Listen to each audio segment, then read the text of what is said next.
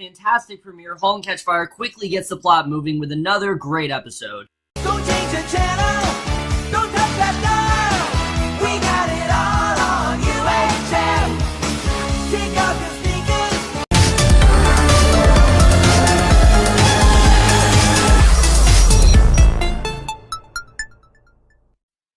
Hey guys, it's Kerry review for Halt and Catch Fire, Season 4, Episode 3, Miscellaneous, and I was definitely really looking forward to this episode, mainly because of the fact that I really didn't know where the show was really going from here. I mean, I knew definitely that it was going to be, Donna and Diane versus, Joe and Gordon. Definitely that's where we were headed. However, I did not see things going quite the way it did in this episode, and I really do like that. I like that the show isn't just trying to stick to a certain status quo. It actually is really changing things up, and it really is utilizing the idea of, time very well. And I'm gonna get into what I mean by that in a little bit, but I definitely really did love this episode. There was a lot of great stuff going on here, but let's just get into it because I definitely do want to talk about this one. So we start off, we see Cameron. She's taking a bath at Joe's house, and in a flashback, we see she actually confesses to Tom that she slept with Joe, and she admits that she did it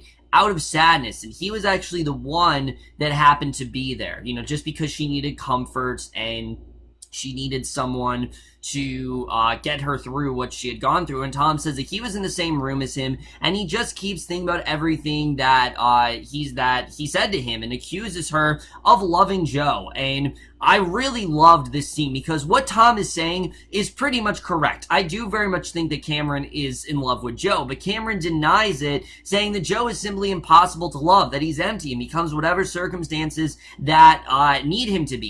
He can't possibly love someone, and we've known this. We've known that Joe, he's kind of devoid of love. He's more in love with his work than he is with Cameron. I think he does care about Cameron, but I think it's a different kind of love than what he really has for his work. And he asks who she is, and in the present, we can see she still doesn't really have an answer to that question. She's still kind of contemplating who she is, and she's going through random items in Joe's house, eventually finding a piece of paper, and I really did like what we're getting with Cameron here. We can tell that she is very regretful of what she's done, but at the same time, she is kind of trying to move on from it, and I definitely did like seeing that. So Gordon then stops by Joe's house. He's surprised to find Cameron there, and Cameron tells him that Joe is at the office, and at Calneck, we see Joe. He's unsuccessfully trying to negotiate a new deal with MCI on the phone, going as far as to offer them literally anything he had on the table, but it just doesn't seem to be working. And he apologized to Gordon for being unavailable during the MCI crisis, and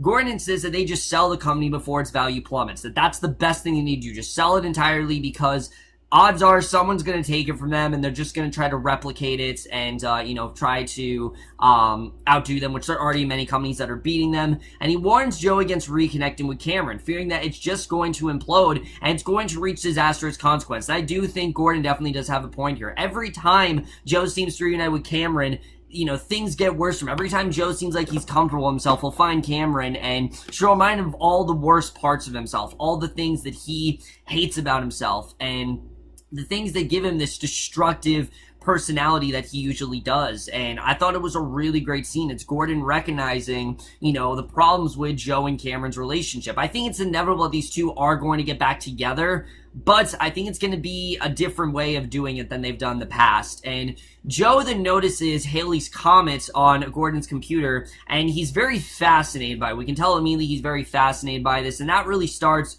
one of the major arcs of the episode that I really wasn't expecting at all. So we then see at home, Cameron is making Joe breakfast, and Joe is actually giving Cameron headphones to minimize the noise from her video games, because he feels like they're too loud and she's hurting her ears. And it was kind of a cute scene. I like seeing these two together. They definitely do have really good chemistry, and you can tell they're very much glossing over each other's lifestyle habits. It's a fun scene because they're mocking it, but these are things that I think are prevalent in their relationship, and things that I think are eventually going to compromise their relationship. And Cameron's mocking about how much of an obedient robot she tends to be, and Joe mocking how much of a control freak that he tends to be, and I thought that was definitely fun to watch. I definitely did like seeing that, but you can tell that these are things that they are very aware of that they have, but they're not really things that they've really worked on. Joe continues to be a control freak. Cameron continues to be an obedient robot in Joe's presence, and it doesn't really seem like that's stopping anytime soon. So this is definitely something that I do think they're going to need to work on eventually, and I do hope that they get to a point where they can work on it, but we'll just have to see the way that plays out.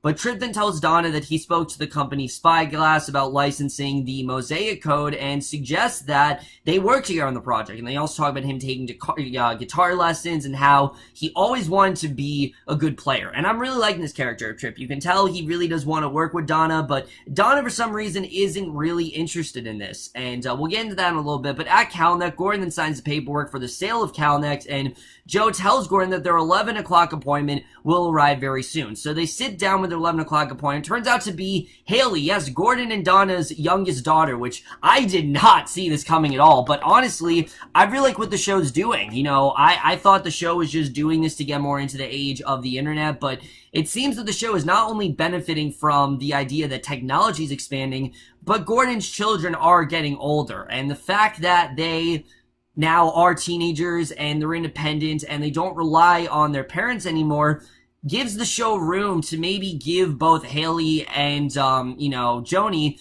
more of a storyline, and that's really what it seems like they're doing here. They're making them an integral part of the plot, and I like that. I really like the actress that plays Haley. You know, there are many child actors that are very 50-50, but this is one that I really do like, and I really do love where they're going with this. But they tell her how brilliant of an idea the index is and how reliable it may be to the general public, and Joe takes the credit for coming up with the idea and offers to buy Haley's comet for $20,000 and develop it into a bigger site, and he would even migrate it to his own dedicated server immediately so that there's a seamless transition and no interrupted service, which he's pretty much already done. So he really has everything lined up for her, and Haley's kind of stunned about this. I mean, she had no idea that he would do this, but Gordon lets her know that buying is how these things naturally work, and Gordon then pulls Joe aside and basically tells him that he's like way off his rocker. He argues that $20,000 is way too much for a 14-year-old, which I would agree. I mean, 14-year-olds, you know, what 14-year-old you know has is actually paid $20,000? Yeah, me neither. I don't think that's possible, but they return to Haley. They offer her $5,000 instead, and she tells them that she actually doesn't want money. She just wants to be able to work on the thing, and Joe then calls it a deal, and she says she wants to work in it instead of going to school for one period, because if you remember, she was ditching school. Not because, you know, she's rebellious, but because she genuinely wants to be independent. She wants an independent study. She wants to do something outside of it, and Joe agrees to it and says that they'll wire it up right away, and we'll talk about it right after school, and Gordon then reluctantly agrees. You can tell that he's not entirely on board with this idea, but I really did love where this takes Gordon later in the episode, because, you know, Gordon gets to be that supportive father here. He doesn't really know if this is the right thing for Haley, if you know, because he knows what Joe's done to other people before, but I really do love the way this eventually plays out, and this definitely, I think, is going to be one of the most compelling plot points of the entire season. So at a tech conference, Donna complains to Diane about Tripp, who she suspects is trying to make a play for the browser project, that he's really just in this to take it from them and use it to his own advantage, and Diane is defending Tripp, suggesting that maybe he just wants to work with Donna, and that's really it. So she then sees a sign for a panel, which is the future of internet gaming, which is featuring Cameron. And immediately it's like, oh shit, what's gonna happen here? Because we know things are not good between Cameron and Donna right now. Cameron's moved on. Donna, we don't really know, but at the panel Q&A, Cameron is asked about games such as Doom, which she actually finds, and I thought this was interesting what she brings up. She brings up the fact that she finds it boring, and it's just a slot machine that keeps the crowd coming back, but it's not going to fulfill them in any way. Remember Cameron's line, this is not a game you play, it's a game that you live. She wants to make a game that actually has an impact, on its audience. That's not just something you do for pleasure. It's not just a pastime. She wants it to be an actual, you know, she wants it to be something meaningful. She wants it to be something real. The problem is she's kind of in over her head, because that's exactly what video games are nowadays. They're just simply just a pastime, and there's something that people spend hours and hours doing, and basically she wants more, she wants more thought, really, and just, not just gory first-person game shooters. And she then asks about Pilgrim and talks about how elongated the process has really been, but she promises the game will be worth the wait. And I love the way they're saying this up, because it really does seem like they're kind of setting up Cameron for a failure here. She's so confident about this game that it's going to work out and that everyone's gonna love it. But I mean, is she sure about that? I don't know if she's really that certain. But Donna asks Cameron to discuss the relationship between game creators and people on the business side of gaming, and Cameron declares that business people are parasites with little regard for their host, and that's really it. They don't really care that much about the person that's actually playing the game. They just care about the business side of things. And Cameron's not like that. Cameron is very much the game creator. She's the one who, she has her own intention. This is what she wants the audience to get out of it, and the business people are just the ones that are worrying about if the game's gonna sell or not, which, she clearly is not on board with. She wants the game to have an impact. And Trip then watches the exchange from the back of the room, and this was a really well done scene, because Donna, I think in a way she's trying to see kind of what Tripp's agency is as well, not just trying to see what Cameron's perspective on all this is, but also see how she feels about Tripp, because Tripp seems like it's only coming from the business side of things, while Donna seems like she does want to kind of make a user-friendly base, and that's kind of what she wants to do here. But she then strides into the rover incubator space. She demands an update on the indexing site, and she criticizes the search engine, admonishes Tanya for being an ineffective team leader. I mean, she is just really starting to just completely get very power hungry and really starting to take advantage of this position she has, and it really could become a problem for her, because you can tell her entire team, they are very much just very turned off by her, which I think anyone would be. I mean, she's that one angry boss that everyone really dislikes, and that's kind of what Donna is kind of becoming here. And I did like where this plotline did take her, and I think definitely where Donna's headed is definitely going to be very interesting. But Joe, Gordon, and Haley then meet up in Gordon's house to work on the site, which Joe has actually renamed Comet. And Joni then comes in, mocks the site name, and Gordon explains to her what's going on, and Haley suggests that they divide websites into categories, but Joe argues it would just ruin the site's personal touch and the feeling that someone is doing it for them. He wants it to be user-friendly, where they can kind of just do it on their own and create what they want. And Joni then asks Gordon if Donna knows about this, and Gordon says that she doesn't, but he will be the one to give the information. And Gordon looks at various pamphlets and tells Joni they should go on an adventure, and Joni isn't interested. So again, this is just kind of illustrating the fact that Gordon wants to spend more time with his daughters, but his daughters are at an age where they're just not really interested in him anymore. And while Joni might not be, Haley actually does seem to be kind of interested in this stuff, and I do think that's something that is going to be a major part of Gordon's arc moving forward. So Haley then receives an email with a new link to add to the index, and Joe then asks Joni what would make a website appealing to her, and Joni says she finds it amusing on America's Funniest Home Videos when guys get hit in the nuts, and Joe says that they could make that work. And I mean, she's not wrong. Now we have YouTube, and that's definitely a way to access that kind of stuff. But we then get this really funny scene where Haley clicks on a link, and it leads to a porn site, and panic ensues as Gordon and Joe shut down the computer. Joni just bursts out laughing, and I thought that was really fun stuff. The show's always done a good job with adding levity to, really not serious moments, but just, Halt and Catch Fire isn't necessarily a light show. It's a dark show at points, and I did like the way the lighter tone is really being shown this season. But Donna then sees Diane and Tripp talking at work. She later complains about Tripp to Diane, but Diane defends Tripp and says he's an asset and a partner in this firm, and Donna says that she was just trying to make sure that someone had her back, since the office can be a real boys club, and Diane is kind of the only other girl there except for Tanya, and Diane says that she made managing partner without anyone holding her hand, and all Tripp has an advantage. Her success here is based on results, and informs Donna that she made one of the Rover team members cry, and she may want to consider a slightly lighter touch, which I would agree with. I mean, when you're in the position that Donna is, I mean, sure, you want to be stern, definitely, but Donna is very cutthroat. I mean, she's just going right for it to the point where these people really want nothing to do with her, and I think this could become a real situation for Donna. So, she's got to do something fast. So Atari executives then informed Cameron, probably the worst news that she could get, that Electronic Gaming Monthly somehow actually obtained a copy of Pilgrim, and they published a really scathing review, that they don't like the game, that they don't think it's, it's something that audiences are gonna like, and Gavin tells her that they cannot release the game in its current form, and Cameron admits she actually leaked the game to the magazine, mainly because I think Cameron just wanted to know what audiences were gonna think, and it's clear that audiences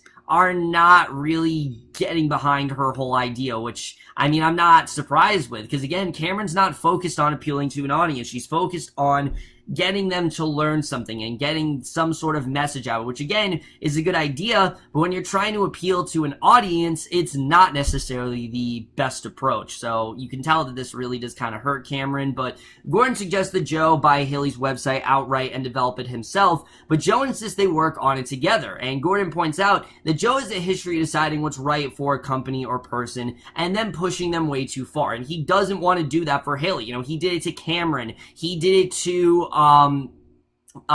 what's his name? The guy who committed suicide last year. I can't think of it. Ryan. He did it to Ryan. He even did it to Gordon to an extent. He's done it to pretty much everyone he works with, and he knows that Haley isn't ready for that. And I like that Gordon is really trying to stop Joe here. Like, he's not letting Joe do this, overbearing touch that he usually has on his workers, and he turns around, sees Haley listening in, and we can tell she's kind of upset because Haley does feel like she's ready for this, and Haley does very much want to be treated as, any other of the workers. She doesn't want any special treatment, and that's something I did really like seeing here. So Donna then invites Tanya, Bosworth, and the Rover team to her house for dinner in order to boost morale, and Boz feels that this is just coming out of nowhere. Like, why is she just randomly throwing this dinner party? And she informs him that he can always come to her if there is any problem with Rover, and Tanya then gives Donna an envelope from Tripp, and inside's a copy of Electronic Gaming Monthly with the Pilgrim Review flag. So this is kind of, again,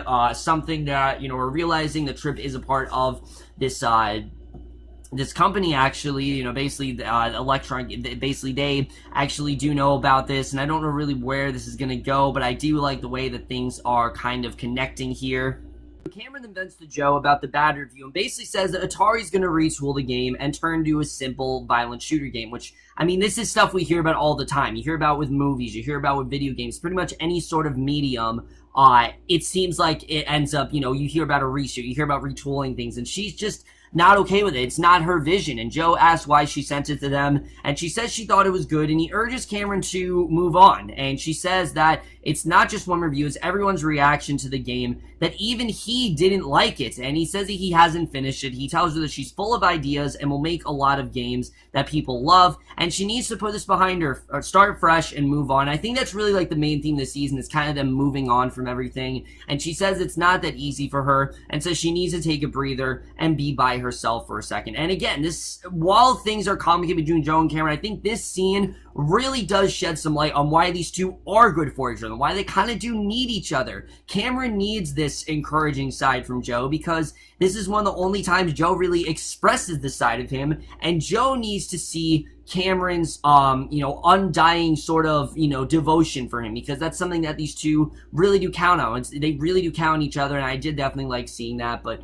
Joni then joins Donna's dinner, and Tanya starts to talk about work, and Donna lets them know they don't have to do that since they're not on the clock, and Boz asks them what they're supposed to talk about then, and Elliot then tells her about a new idea they've come up with that will make the browser have more relevant search results, and Donna, realizing how awkward the mood is, she breaks out the tequila, because it's really awkward. I mean, no one's really talking, everyone's like, why the hell are we here? So she breaks out the tequila, she starts pouring shots, and when Vera declines, Donna jokes that everyone has to drink unless they're pregnant. Turns out that Vera actually is pregnant and they're expecting a baby, and we get this incredible scene from Donna, which Kerry Bische just killed it in this scene. I really did love the scene here, but she gives a heartfelt toast about children and thinks back to when she was working at Radio Shack so she could get a discount on parts, and her and Gordon were building their first computer, and she was actually terrified her boss would find out, so she went to a thrift store and she brought the biggest, baggiest sweaters she could find, and at first it worked, but eventually her boss figured it out and told her that before she knows it, it'll be grown, and that to kiss the baby every chance, and she lets Vera know that she won't have to wear those baggy sweaters around her, but to kiss the baby every chance she gets, and she ends the toast as Joni tears up. And it was a really great scene because,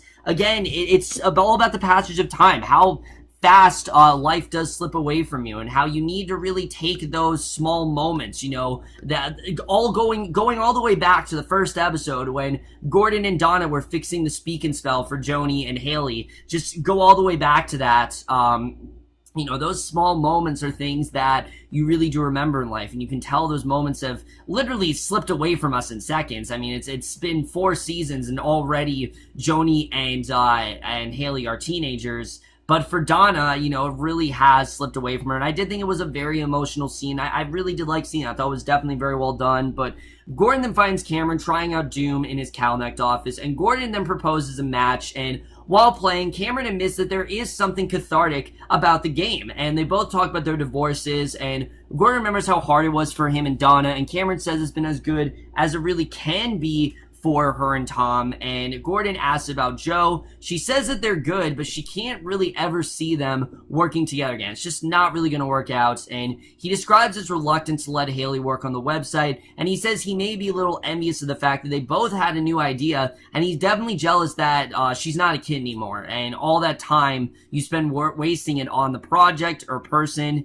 And I like that he's saying that, sure, I mean, he wasn't a kid in season 1 necessarily, but he was still young, and he still had this one idea. And she said it's hard to think of a better way for him to spend his time than working with her, or something she cares about. And she wishes her dad could have seen her talent. And she says it's very rare for a teenage daughter to actually hang out with her father and want to do that. Because, we saw Joni has no interest, but he should take the opportunity head on. And she says he doesn't have to worry about Haley turning out like her, since she has 2 awesome parents looking out for her. And I really love the scene. I've always loved scenes where Gordon and Cameron do interact. I think they have a really great chemistry. And he gives Cameron a box of belongings that Tom actually sent her from Japan. He tells her it wouldn't be so bad if his daughters turned out like her, and he'd be proud if they did as a dad. And she accidentally leaves the box on top of her car, and it falls off the road. A truck then runs over the box, and she kind of nods her head in satisfaction. And to me, this is her closing the book on her and Tom's marriage. Like, she's not necessarily upset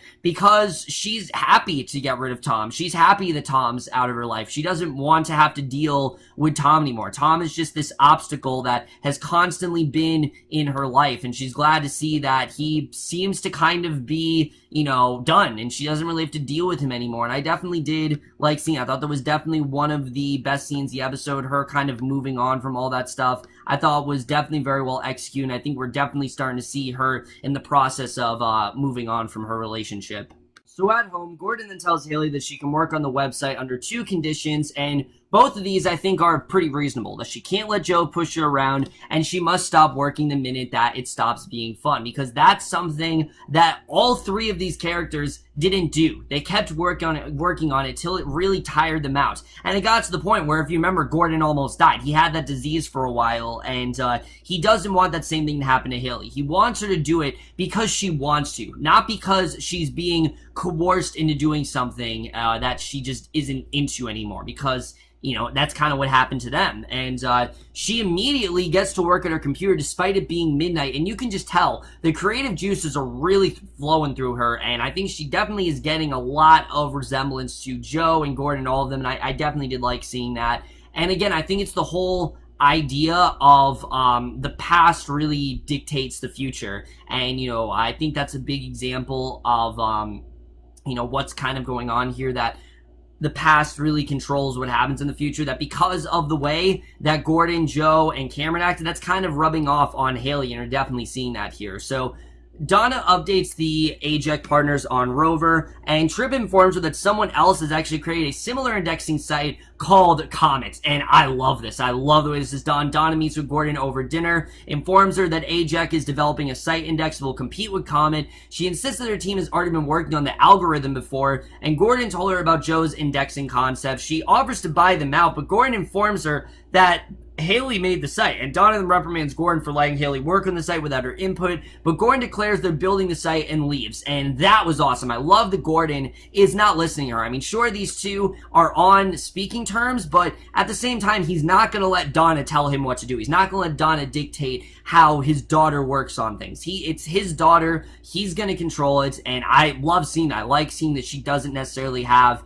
power over him here. So we then get to the end here. Jo wakes to find Cameron. She's throwing all of her moving boxes into a dumpster, and she says that she's unpacking, and that's the way this episode ends. So, like I said, guys, really a lot to think about here, and a lot of interesting directions this season's going. Right off the bat, I definitely did not think that Haley working with Jo and Gordon was really going to be a major plot point moving forward, but it does seem like that is in the realm of possibilities here, that is actually where we're going this season, and I really do like that, because again, it seems like this whole season is kind of riding on the idea of time, the idea that time changes an individual, what time does to a person, and how that kind of rubs off on their children. And we're definitely seeing that with Gordon. Haley is very much, she's very driven, she's very independent, and she's not really letting anyone tell her what to do. I mean, even Gordon, she doesn't really seem to necessarily, I mean, she's a good daughter and everything, but she does have her own way of doing things, and she isn't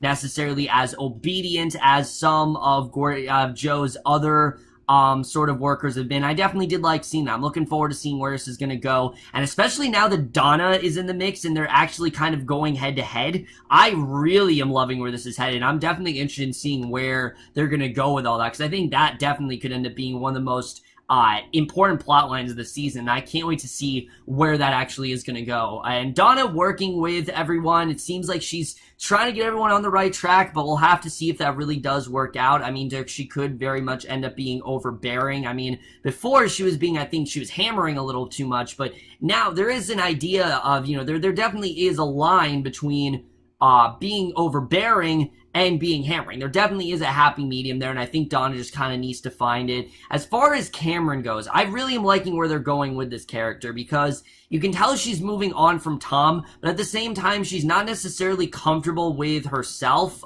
She's making this game, and she doesn't really know if it's going to work out, but at the same time, she wants it to, because, not because, you know, she wants it to be this shooter game, but she wants it to be a game that has an impact on society and actually has something worthwhile and something that people can actually latch onto and get behind. And I think that's something that's a lot more important, something we don't really see when it comes to video games. I think that's something that's going to be interesting if this game actually does end up going somewhere. I'm looking forward to seeing where that's going to go. As far as relationship with Jo, I don't know about these two. I think these two do have some sort of a future together, but I do think, you know, Cameron talking about how they're never going to be able to work together, I do think is a correct assumption. I think that very much is true. I'm looking forward to seeing really where all of that is headed.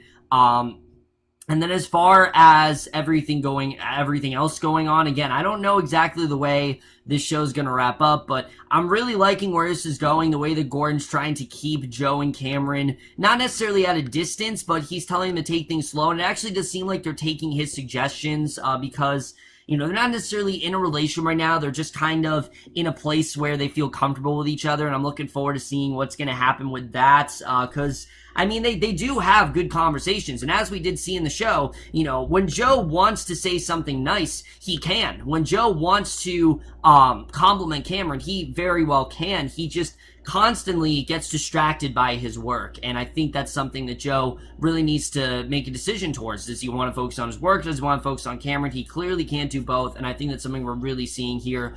Overall, guys, I definitely really did love this episode. I'm very interested in seeing where this show is really going to go. My only real complaint is that Boz did not really have a lot going on this episode, but that's just really a nitpick, not really too much going on here that I can complain about. I definitely really did love this episode. I'm going to give Halt and Catch Fire Season 4, Episode 3, Miscellaneous, an A-. So over, guys, for this episode of Halt and Catch Fire. Let me know what you guys thought of this episode overall. Love your thoughts in it. I am definitely interested in seeing where the rest of the season is going to go. But that's my review. Hope you enjoyed it. I'm going to try to review the rest of the episodes today. If not, definitely I will tomorrow. But that's my review. Hope you enjoyed it. We'll see you guys in my next video, and we'll see you guys for that. Okay, bye.